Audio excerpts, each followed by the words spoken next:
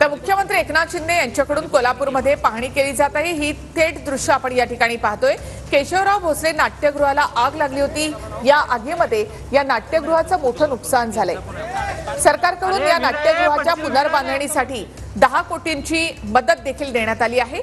कोल्हापुरातील नाट्यगृहाची मुख्यमंत्र्यांकडून पाहणी केली जात आहे।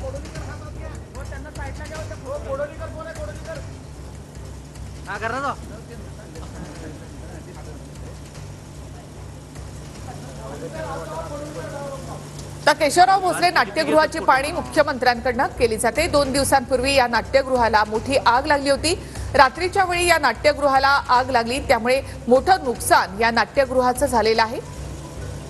पुन्हा एकदा हे नाट्यगृह उभारण्याची मागणी कोल्हापूरमधून होत होती। त्यानंतर आता मुख्यमंत्र्यांकडून या नुकसानीची पाहणी केली जाते। सरकारकडून 10 कोटींची मदत देखील या नाट्यगृहाच्या पुनर्बांधणीसाठी देण्यात आली आहे। आणखी